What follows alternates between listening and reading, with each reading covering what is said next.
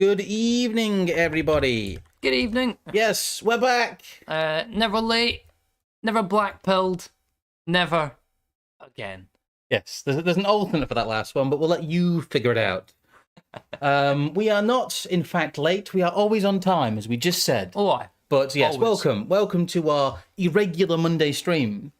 We thought that we'd give you all not a roundup, but we've really got some more delving into the post-woke world. I mean, I was actually like almost being like a normal like YouTuber-y person on the internet, because I asked people on Twitter, would you like a stream on this? And they all said, yes, we'd like a stream on that. And then now we're making the stream. Also, that person said, I would watch whatever you did, even if it was just a stream on your favorite dinner. Thank you for your appreciation. We could make a I don't know, maybe we'll just make a stream about dinner at some point. Well, to be fair, I have on multiple occasions threatened to just like stream cooking, but we have threatened to actually just stream ourselves in the kitchen. Yes, anyway, yes. Also, we're back. We are indeed back. As we let people filter in, we will say that the weather has been grey and greyer. The monocloud has returned. The monocloud has returned, and we have been thoroughly drizzled on by it. All hail the monocloud. All hail the monocloud. We love the monocloud. We don't need sunlight. Yeah, that's average consumption from lack of sunlight. Yes, I'm contracting a number of 18th century diseases. Consumption and berry. If you wish, God, there's some sort of like chat goal, but we're not going to do that. That's gay. Chat goals. Chat goals are awful. Are these goals? Chat, are these goals? But if you do want to support us, we are still fully monetized on YouTube. Somehow that means you can become a member. You can send super chats, super stickers. If you want to, for some reason, you can become a member of the channel. You can support us on the Substack, which we need to get round to fixing. Yeah, we're having some technical issues with it. And if you just want to give us some money and not pay tax on it anyway, feel free to give us stuff via the Ko-Fi. Yes, and we are greatly appreciative of any support that people want to give to this stuff. At the end of the day, most of everything we'll do will always just be free anyway. But yes, if you want to show the fact that you support it, feel free. Well, other than that, I think, I don't know, do we just get the ball rolling? Woke is over. It's over, guys. It's over, people. We've given people the grace period. I mean, okay, to start at the beginning, I will say. To start at the beginning, I'll be going back and forth here a little bit. But about a year ago, we did a stream simply entitled Anti-Woke in a Post-Woke World.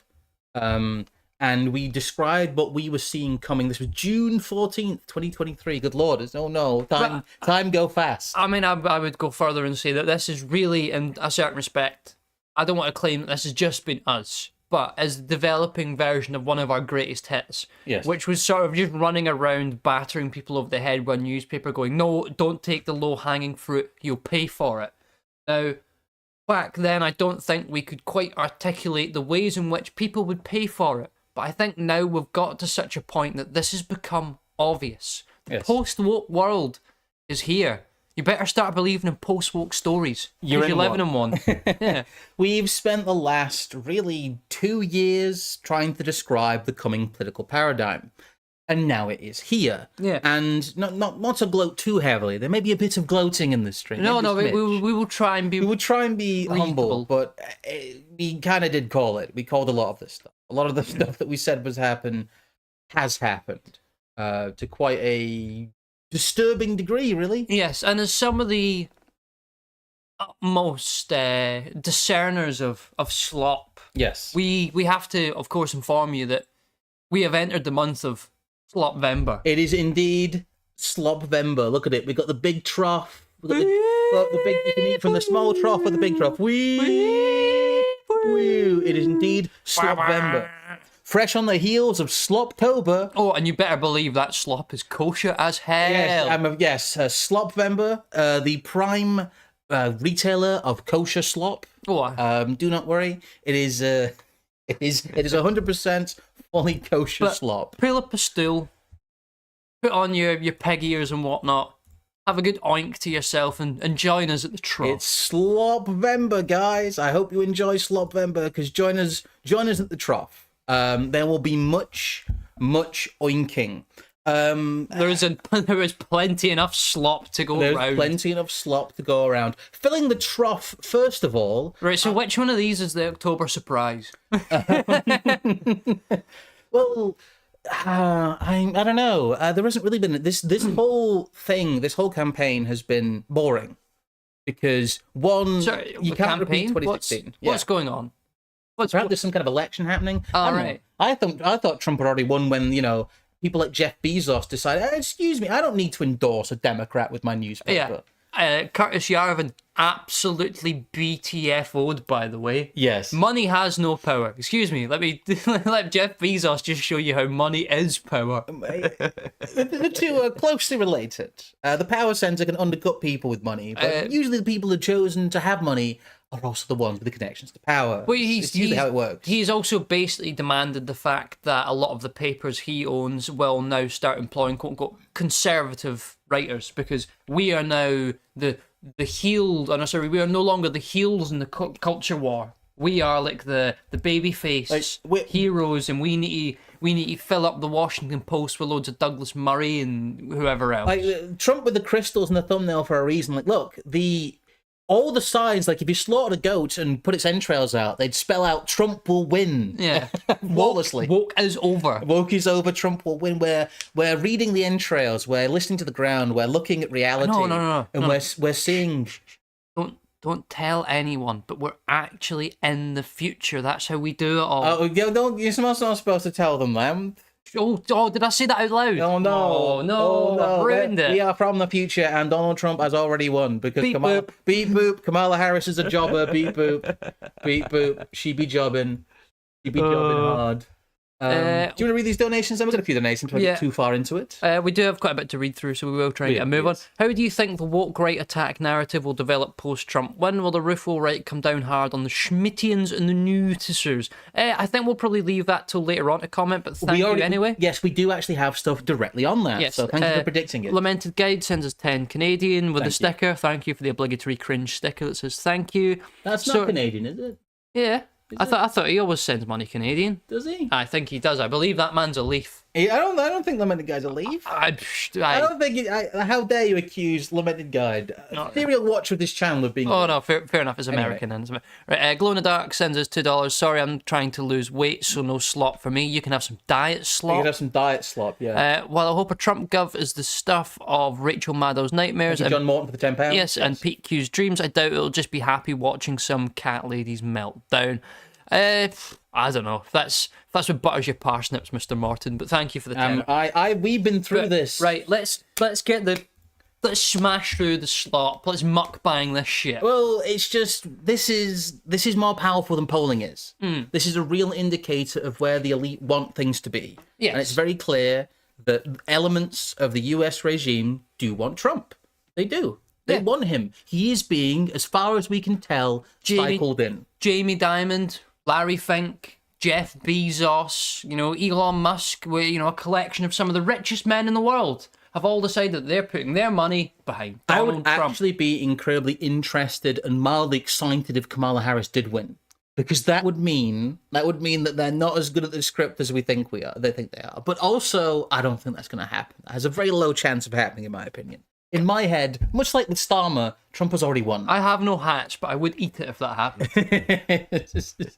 It seems very unlikely, but... Yes. Stranger things have happened, I suppose. Again, Los Angeles Times. Readers discuss the Times, LA Times, non-candidate endorsement in presidential race. Another non-endorsement. And as we all know, we take for granted that the media machine is, like, dyed blue. And when we see exceptions to it, that is as much as an endorsement.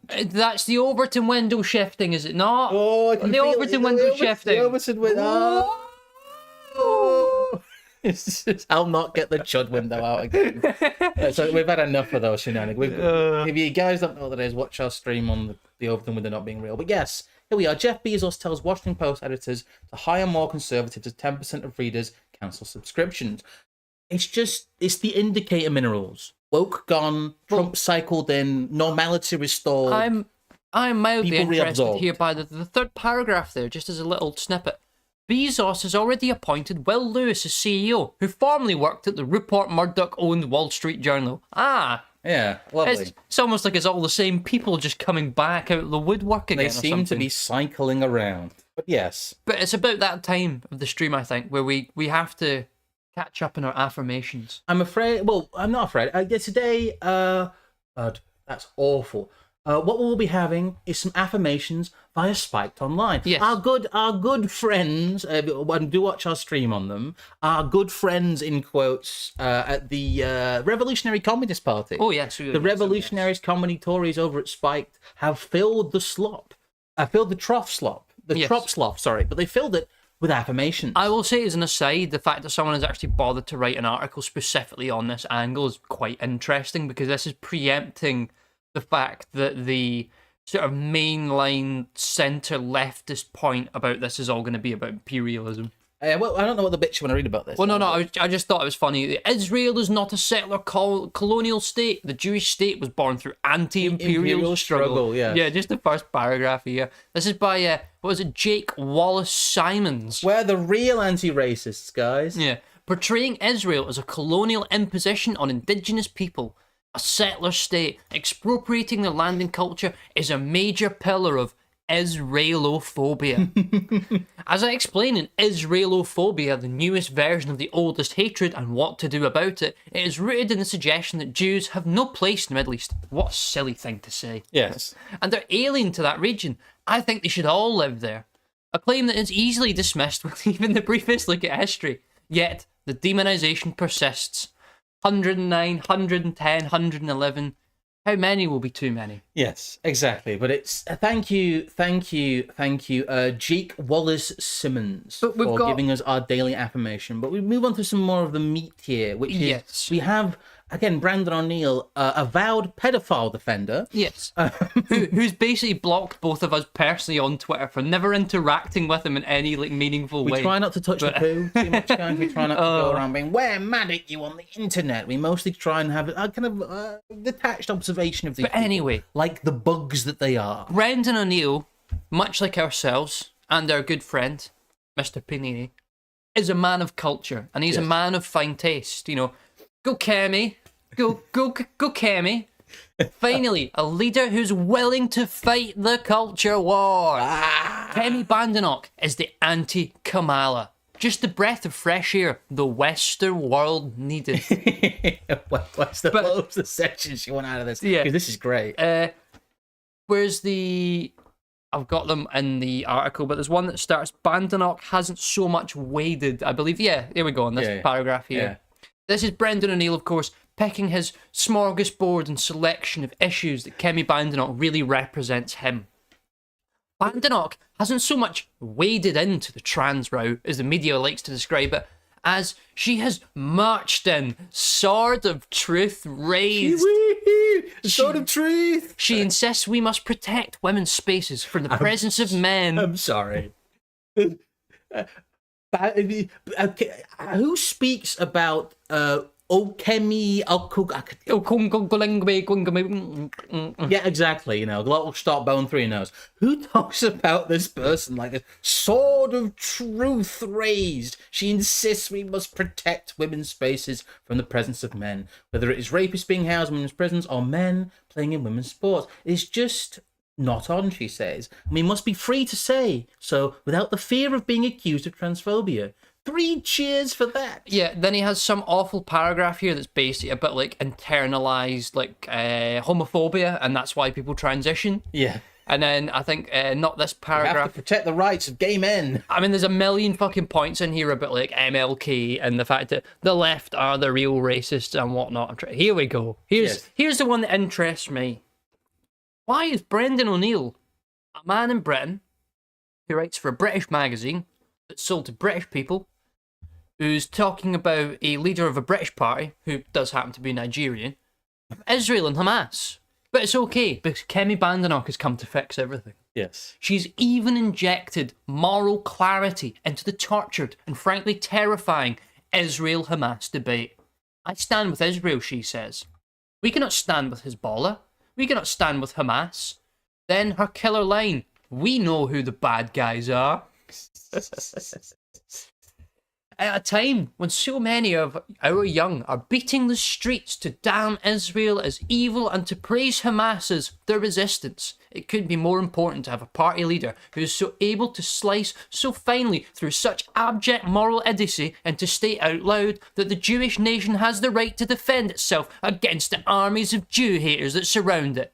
Bad guys, how rare, how refreshing to hear that phrase. Well, as we've repeatedly tried to beat into you over these past 18 months, the post-woke world is just Zionist neoconism. Yep. It is just the forever wars. It is just neoconism writ large. A very specific ethno-religious neoconism, as all of it has been from the days of Irving Kristol. But it gets worse.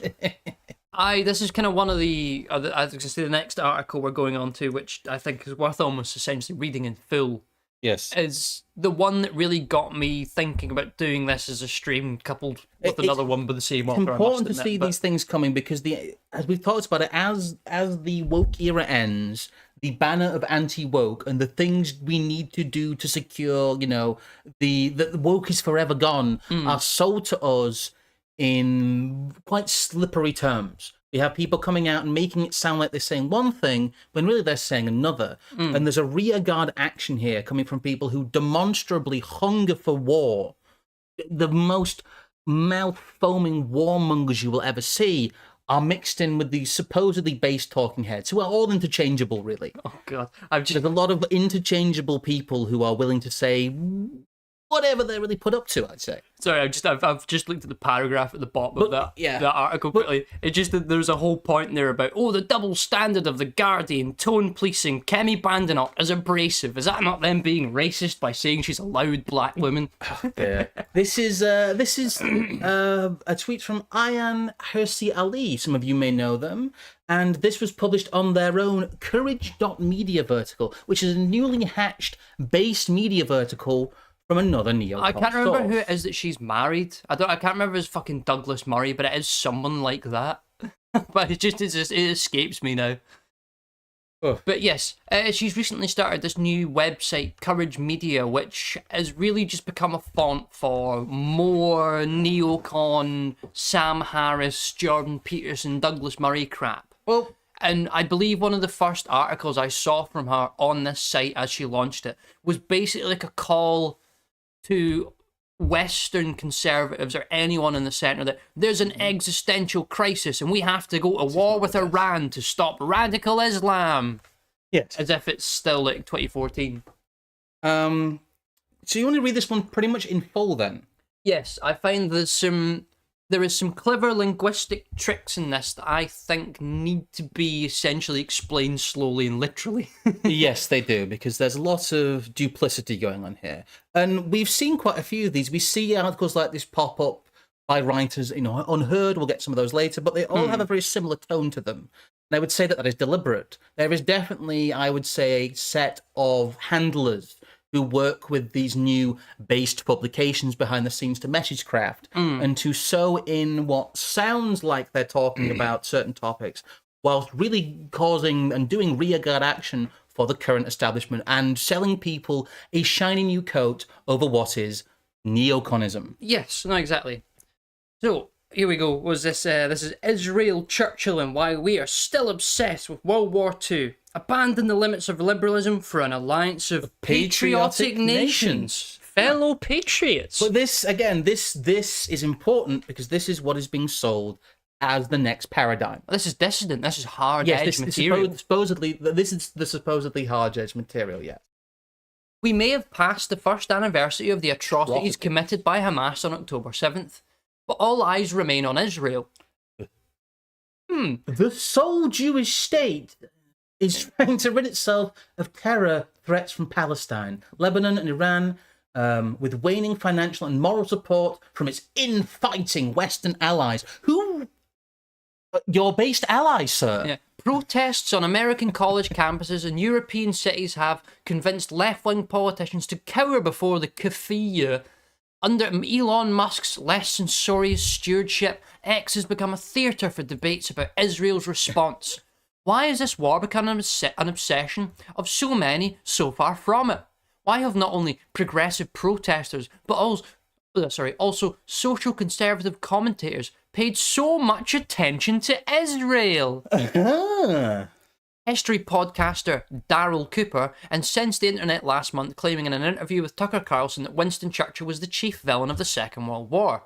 This provoked an antibody reaction from Tucker's ostensible allies. Historian Andrew Roberts and Victor David Hanson catalogued the actual error or factual errors in Cooper's account.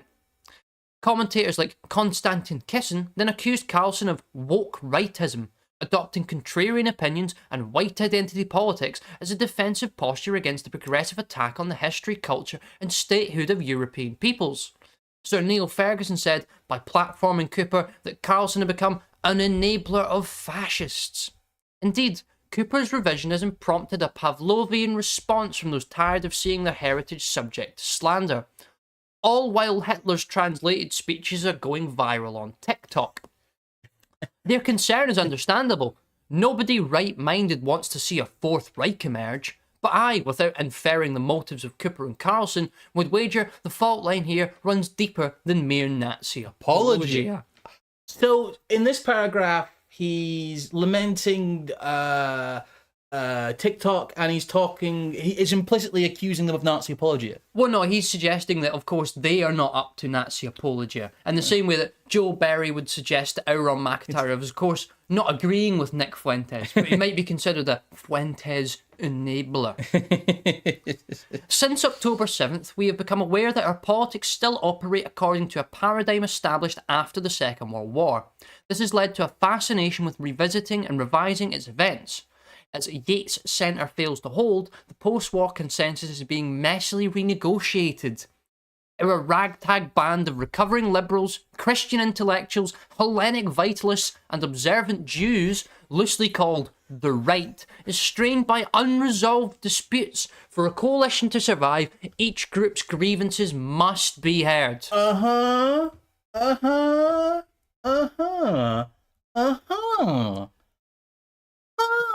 I shall carry on so we can get through as much as possible here. The story a civilization tells itself comprises its culture, and its resolution to establish a unified European historical consciousness. EU characterised crimes committed by Nazi, fascist and communist totalitarian regimes as a negative foundation myth, to provide a strong sense of purpose for the European peace project.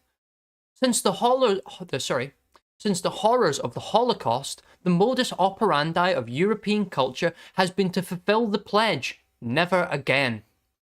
In doing so, it adopted a politics of value pluralist liberalism. Can we get some never agains in the chat, please? Oh, yes, please. Never again. Never agains in the chat. Antithetical to Nazi racism, and built institutions to enshrine this ideology, with the express purpose of making nations play nice. In 1948, the UN proclaimed its Universal Declaration of Human Rights, and the Congress of Europe convened in The Hague, where Churchill declared, "In the centre of our movement stands the idea of a charter of human rights guarded by freedom and sustained by law." The UK became the first country to ratify the European Convention on Human Rights in 1951. It assented to the UN Refugee Convention that same year, with the protection of Jews who fled Nazi persecution and were turned away in mind.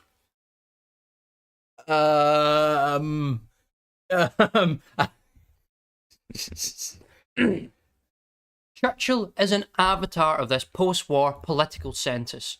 To misty-eyed patriots, his statue in Parliament Square stands testament to the moral legitimacy of Britain's involvement in the Second World War.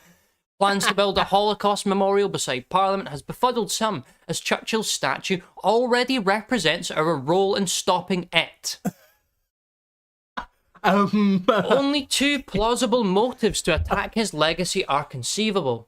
Either race communist revolutionaries find his 19th century vocabulary insufficient for modern sensibilities and act as if he poured libations to Poseidon to conjure a cyclone and cause the Bengal famine. Or anyone citing legitimate failings, such as handing Poland and the Cossacks over to Stalin to die in the gulags described by Solzhenitsyn, are trying to draw false equivalence between Churchill and Hitler.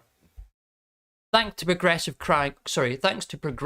crying for wolves. I can't speak now. Thanks to progressives crying wolf for decades, a handful of online Nazis seek refuge in socially conservative circles. When found out, they are cast out, but they try nonetheless. What again? Your is this being written to activate our almonds? This is like peak containment language. I mean, look at how potentially based turnaround, potentially based turnaround. Yeah, every paragraph has like a liberal neocon fig leaf over it. This is who again? How could anyone read this and not think this person is my enemy and would gladly feed me into some kind of Zionist wood chipper? I don't know. We can continue through the next article, but it's a big load of shite about the ECHR. There is more stuff about Churchill. Yeah. I would try and go to maybe about 3 down from there. Oh god! Or did you want to do the stuff about Adorno there? Let's just. Give me 1 second though. See where we are. We're here, yes. Right. Yeah. I was going to go for here. Okay. All right. Sure. The moral argument for granting to displaced European Jews their homeland is compelling, but it came at the cost of the British Empire. The funds secured by sacrificing the mandate for Palestine founded the new state religion, the NHS.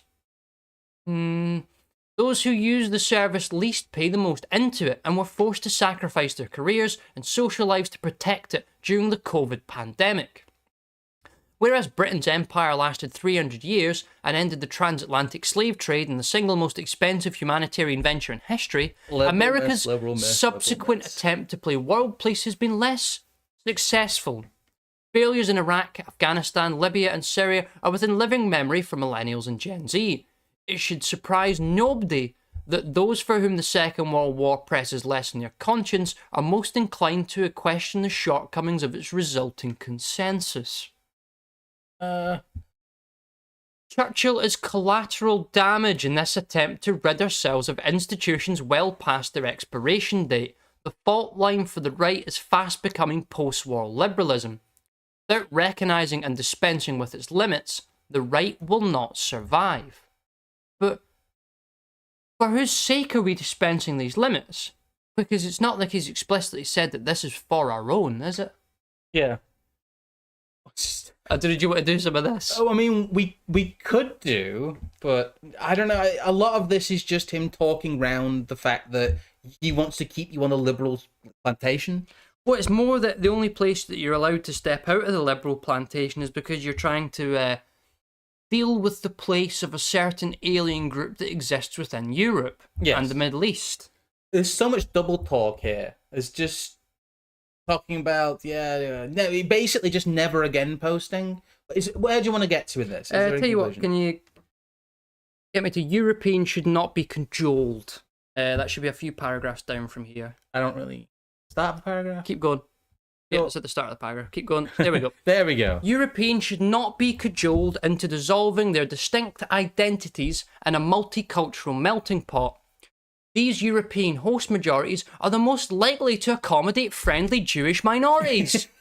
These bonds of friendship between tribes are what protect them, not nebulous liberal values. These European majorities should be allowed to abandon the captured institutions of the post-war order, nor should they be expected to accommodate Gazans displaced by Israel's war with Hamas.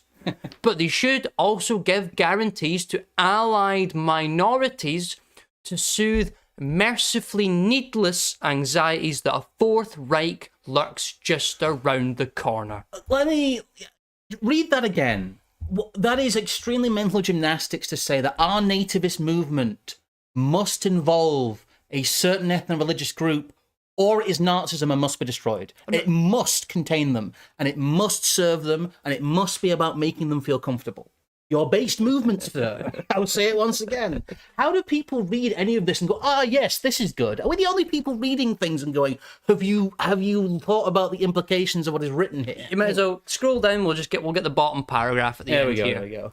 We should start seeing civilizations as tribes with whom we have to treat and apply tests of friendship.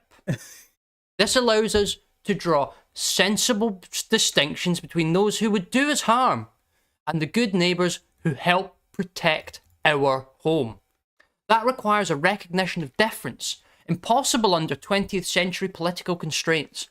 We must abandon the trappings of post-war liberalism before our monuments are toppled by any of the revolutions it has made possible. This is the pivot here. This is the idea that you can have your effectively neocon movements. You can have your anti-woke cake, but it must have, you know, a certain bent to it. It must contain certain symbology and accommodate certain people readily. But it's very clear what is being said here. If you understand what is being said here, who is saying it, and you know who it's being carried by. Again, this is in Aaron Hirsi Ali's publication. This is her new based media. Well, who is Aaron Hirsi Ali? Those of you who know, she's one of the ex-Muslim people. Yes. But she is a rank civic nationalist. She is a liberal. She is somebody who talks. Tell you what, let's just give a flavour of what she puts out. In the aftermath of October 7th attacks, it became apparent that horrific sexual violence was used as a tool against Israeli girls and women. Women were not only gagged, raped, but also had sharp objects shoved into them, or shot between the legs. None of this seems to have merited any attention from the Me Too crowd. This tells me that, at its heart, Me Too is not about liberating women from the confines of the sexual patriarchy. There are real patriarchies existing right alongside us, which few, if any, on the left are willing to criticize for fear of being called racist. The Me Too movement has been shown for the hollow shell. Conservatism is the real feminism. We'll fight the real patriarchy, but it gets better. A year on from Hamas's heinous attack on Israel, which welcomed Israel's war against Hamas, Hezbollah, the Houthis, and most importantly, against Iran. Yet Israel must also learn from America's mistakes. Why is somebody saying that there must be some sort of ethno-religious fusion between nativist movements and a certain people that they seem to make more comfortable, in quotes? I think because it all seems to be part of there is one issue. Yes. There is one issue, which is endless war driven by ethno-religious interest. And you are on one side of that issue or you're on the other. And this is what this demonstrates. Yes. This is who it's been written for.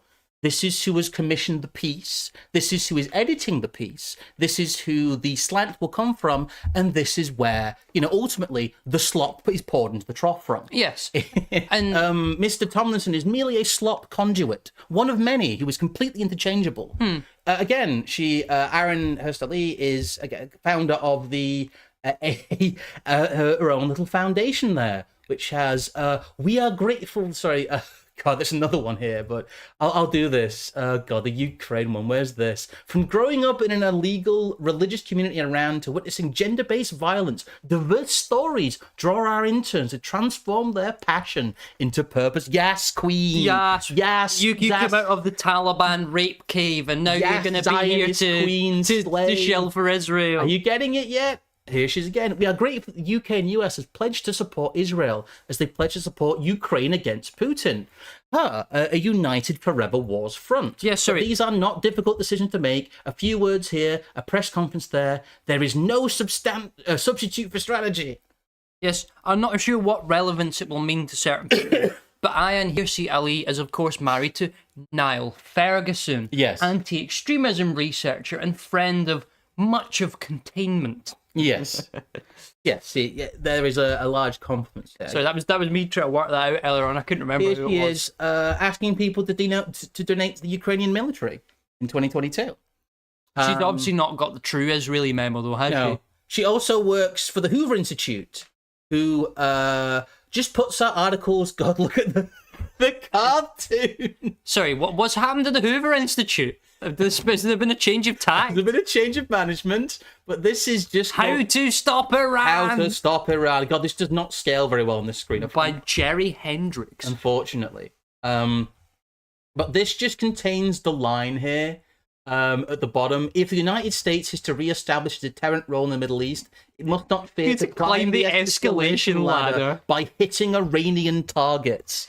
Candidate objectives should include Iranian Revolutionary Guard Corps installations, naval assets, energy infrastructure, and even nuclear weapons development facilities with strike packages that are more destructive than any launched by Iran's proxies. It's actually just like Connor Tomlinson working for people who are sat there drooling about the idea of a war in Iran. Please let me carry on here, because this is great. Iran's religious leaders must feel the ground shake under their own feet, both politically and militarily.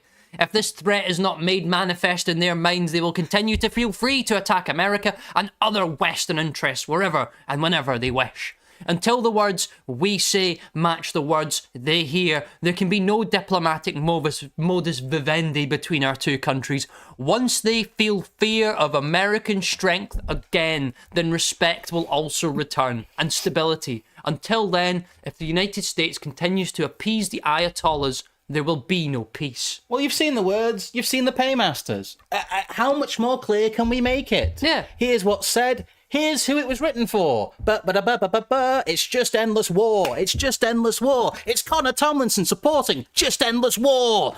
Anyway. But it gives him culpable deniability, because he's only writing about cultural issues. I'm only writing about. I'm only in this publication funded by these people saying these things that have nothing to do with me.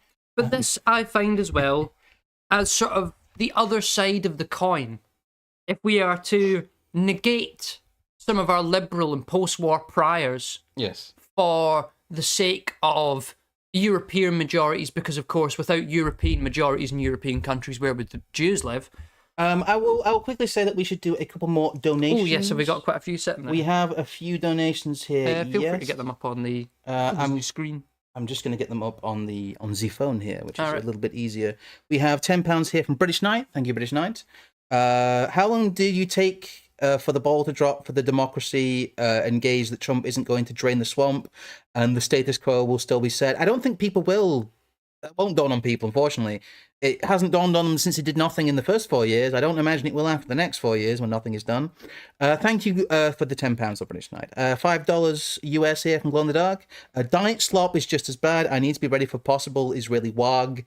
Being big makes you a bigger target. That Telegraph Mummy One article was awful. £2, thank you. Mummy One, that is fucking hilarious.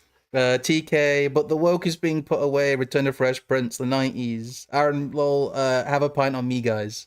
Thank you. Everyone bye to you. I hadn't heard of Constantine Kissing before you guys. Thanks. And thank you for becoming a member again, British Knight, at the level Venus Pro. So that's all our donations caught up on. Do feel free to donate via the Ko-Fi or via the Super Chats. Anyway, here's the other. He's been a busy boy, it seems. Another one. Well, I'm actually going to quickly find the date from where the first article comes. Yeah, so the first article we read there was from the 18th of October. This is from 11 days later, yes. So 11 days later. And this is essentially him wading in on the woke right controversy. Yes. I tell you what, you've got some excerpts here. I was going to say, should we just go through the first paragraph or two just for context, and then we can jump to the screenshots I've got? Yes, we can. Again, I hate the formatting. The membership criteria of the modern left is unquestioning conformity to the logic of liberal progressivism. Not true at all. All non-whites are oppressed, gender is a social construct, and human nature is a blank slate shaped by education and economic circumstances. Technology, state power, and consciousness-raising cultural products must be used to usher us into an egalitarian utopia. As a result, the right has become a refugee camp for heterodox thinkers. Yet cracks are showing in this anti-woke coalition. Charges of wokeness are now being levelled at various figures by politically homeless liberals. The problem is, the term woke right is ill-defined, self-contradictory, and a tactical blunder for an anti-woke coalition to use. Next paragraph I was going to go forward. You're seeing set up, but it's very clear, this idea of this overarching anti-woke coalition, this big tent approach, this idea of the right as a refugee camp for heterodox thinkers. It's the big tent again. We've all left the left, guys. Yes. Big tent, big tent, big tent. And it's a labelling issue, not a substance issue. My friend, and if you want to see stuff about his friend, do check our other videos out about his friend. My friend's trigonometry host, Constantine Kissin, I don't know, I wouldn't call someone like that my friend purely for physiognomy reasons, but I digress, was a prominent early adopter of the term woke right. In February, Kissinger accused Tucker Carlson of right-wing wokeness after Carlson interviewed Russian President Vladimir Putin. Kissinger suggested that Carlson's career covering corruption in the American government led him to reactively romanticize Putin's Russia. In an interview with the website Unheard, Kissinger said, Tucker has an ideological position, which he's come to after many, many years of criticizing Western leaders, which is to see the good in the other and not your own society, which is a very strange thing to say, as you if you understand his background as the son of a kleptocrat. Yes, that would make a lot of sense now. Where should we? I don't know if you want to go to the screenshots directly. The rest of the article isn't too long. So No. We'll tell you what. We'll just go through these. So that's the first one we've had already there. Yes, it is. But there is another snippet here, which obviously is very much related to the first article we were talking about. Let me go. Well, Churchill was right to vanquish the Nazis because, of course, you could never question that. The institutions he established with the aim of upholding peace in Europe have resulted in, for example, an inability to deport millions of foreign criminals. Is it woke to reevaluate the merits of the post-war consensus and urge elements of it be revised? I mean, I wonder, once again, why this would be brought up. These institutions that stop mass deportations being brought up for the sake of protecting certain groups. Yes. On executive power above all else. However, that's just a bit from another paragraph. However, despite decrying Carl Schmittians, including me, this is referring to James Lindsay talking about the woke right as well now. Yes.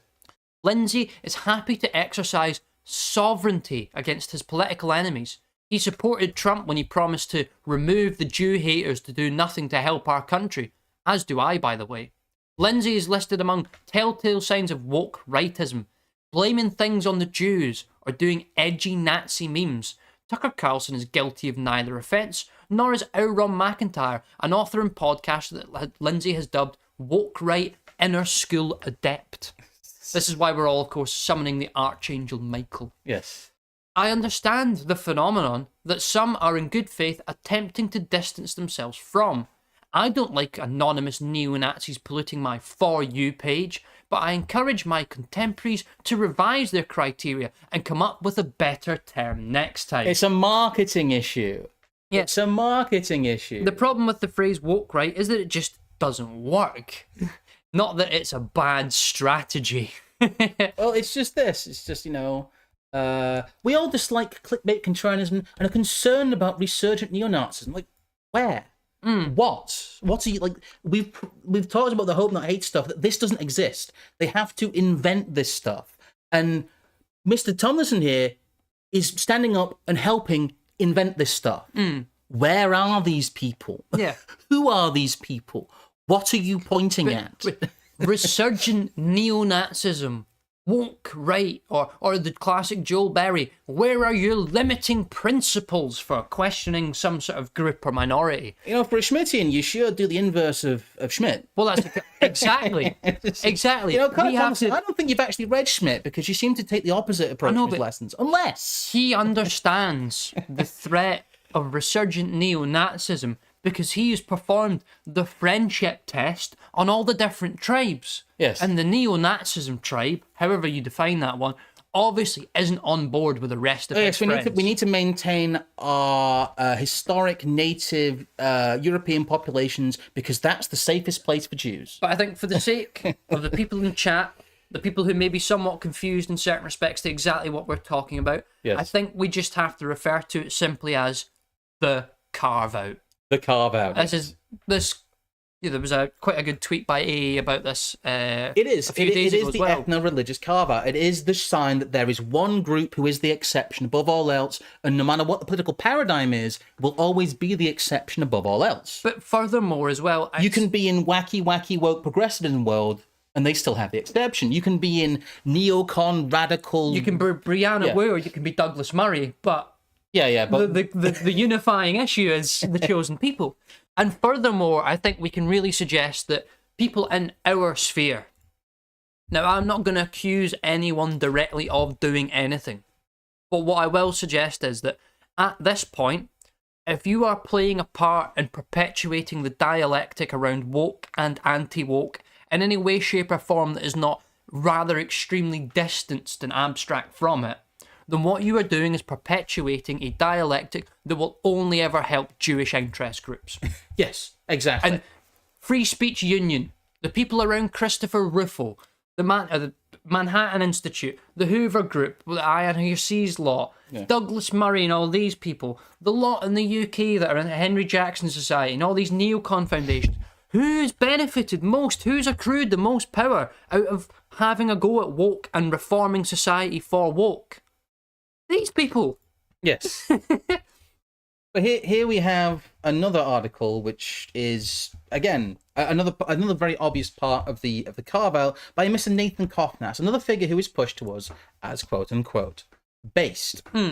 But this is just called "Wokeism is just the beginning."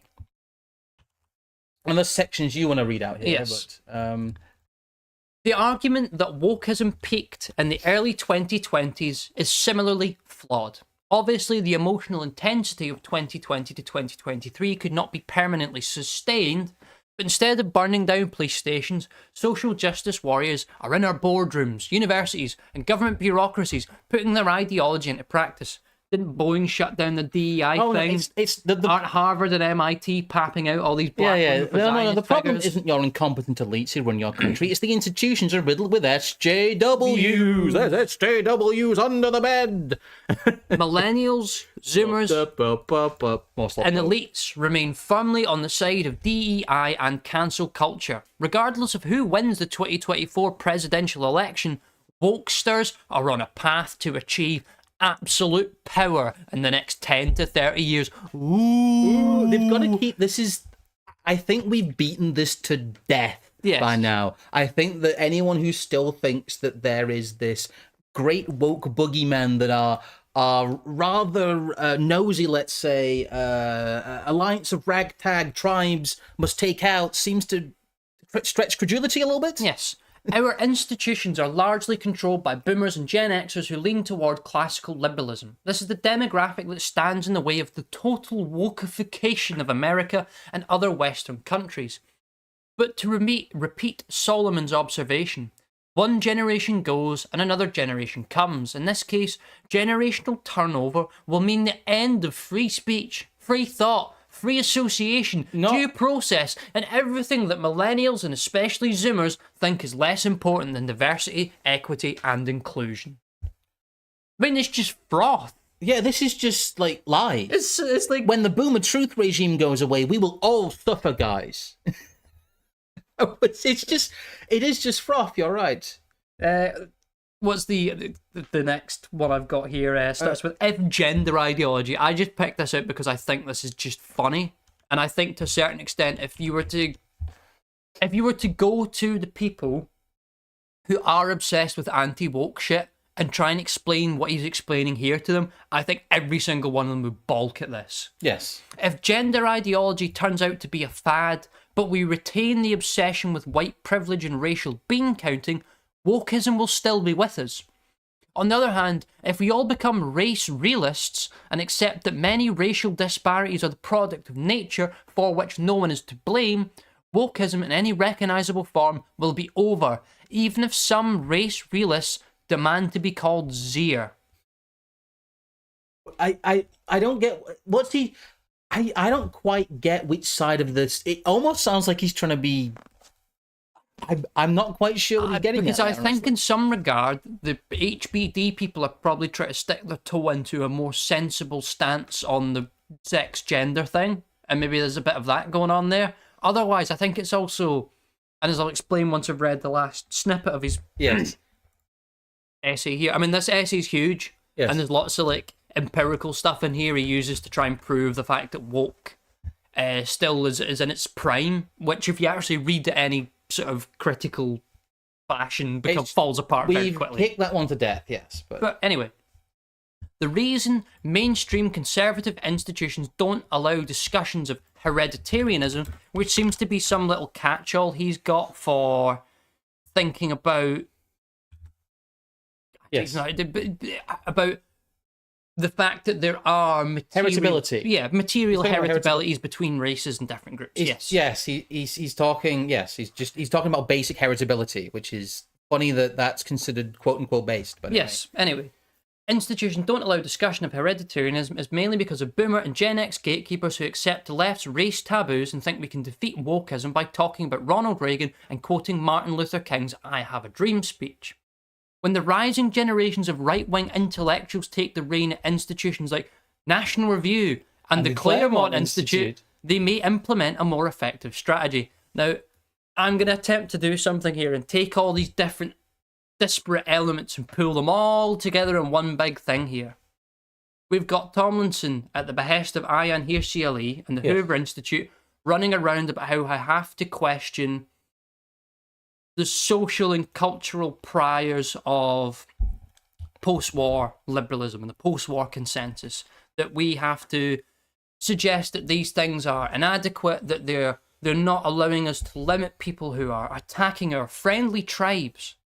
Meanwhile, at the same time, Mr. Kofnas is suggesting that we all need to be race realists in this very sort of strict and material sense because it's a better explanation for why different groups rule over other groups in society.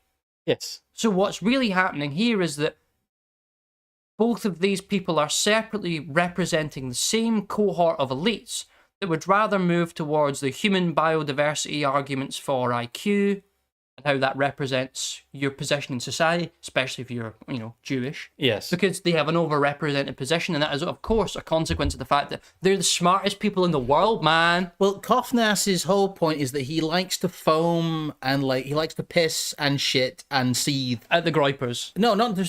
At culture of critique. Well, that too, yes, at Kevin McDonald. At Kevin McDonald. He likes to get really mad at people who create a much more honest version of the HBD soup that, AA said hi in chat there, but he encountered this whole thing where if you question some of the literature that places, the elite, let's say the elite human capital in quotes at the top of the pyramid we currently see, if you look into the numbers are bunk. They're from studies of 9 people, some of them. It's very funny.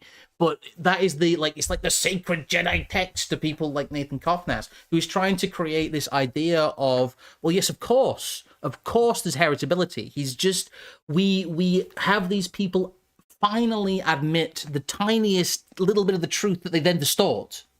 And then we're supposed to praise them. Yeah. Yeah. Of no shit, smart people have smarter kids.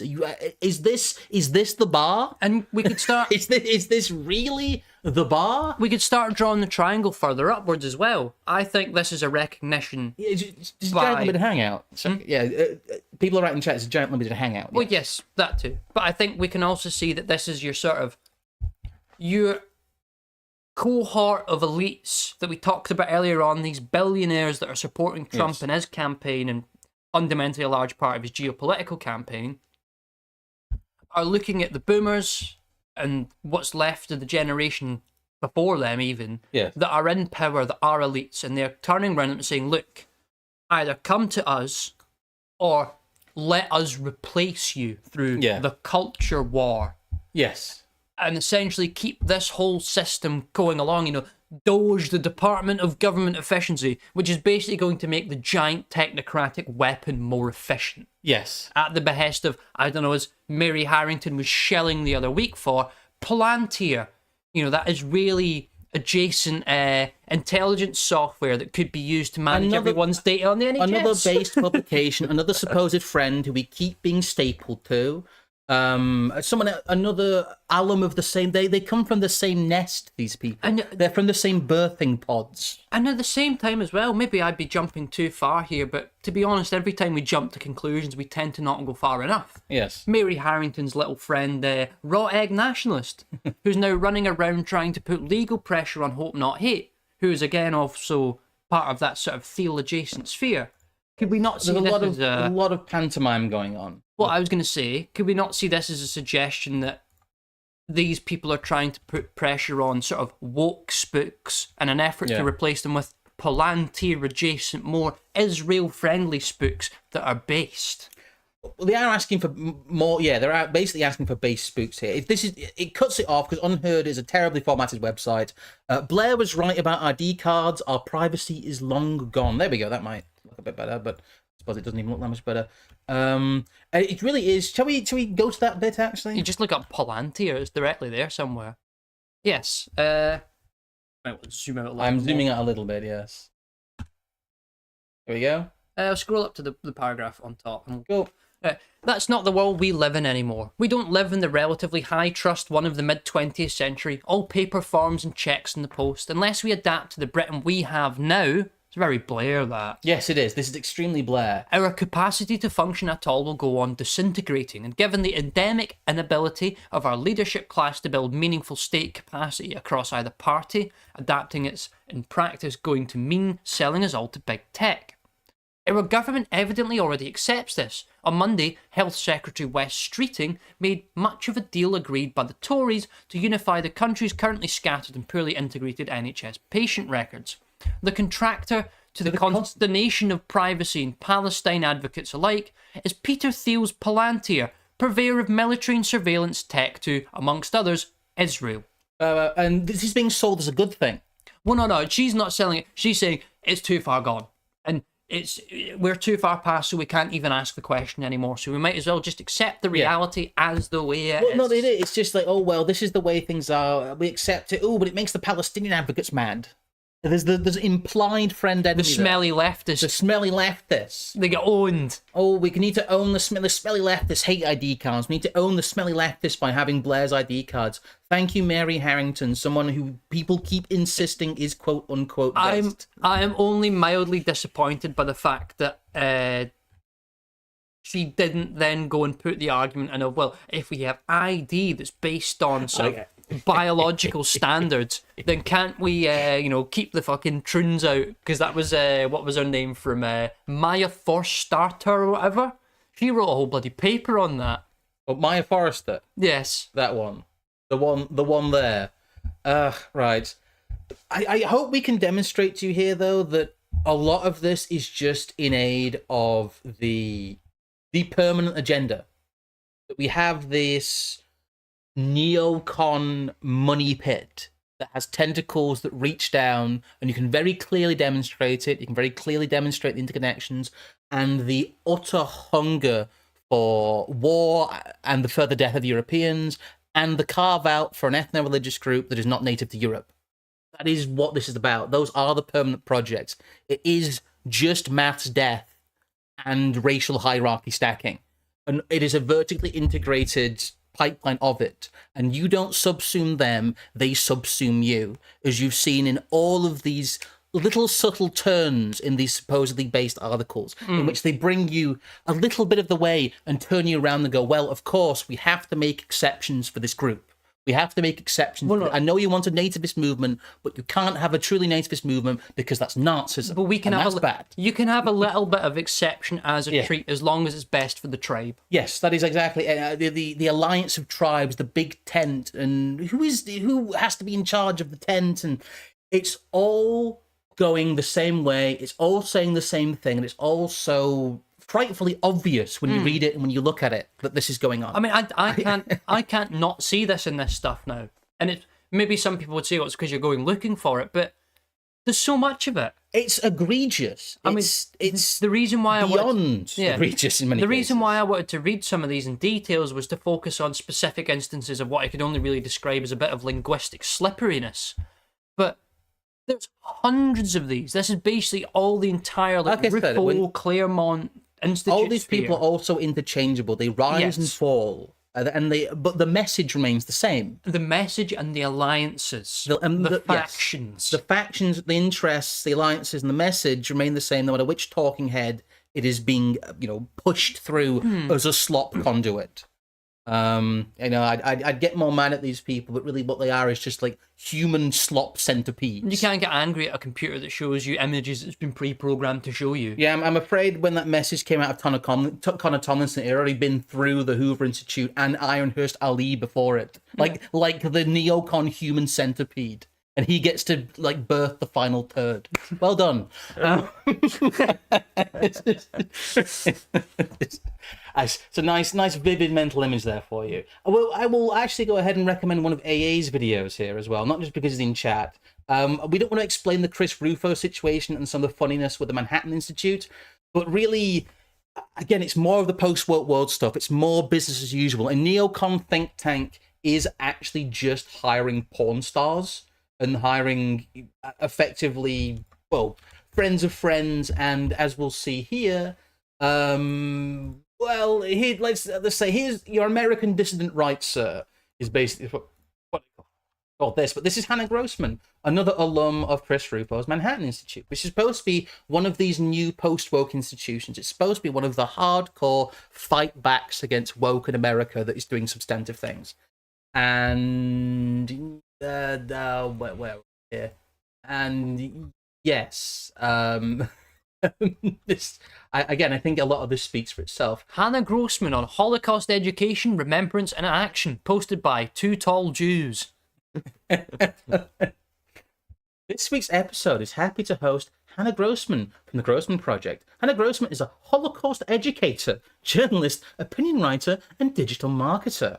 Hannah is the passion behind the Herman Grossman Project, the initiative created in honor of her grandfather, Herman Grossman, that seeks to expose the Nazis' crimes that will never be forgotten, never again, and to educate the next generation about anti-Semitism. Isn't this supposed to be about conservatism? Yeah, and how is this supposed to save the West? In this chat, Hannah shares her grandfather's story while pointing to the importance of adapting Holocaust education for a world where no more survivors are present to share their stories. But I thought new Holocaust survivors were coming out every other day. And there seems to be more of them.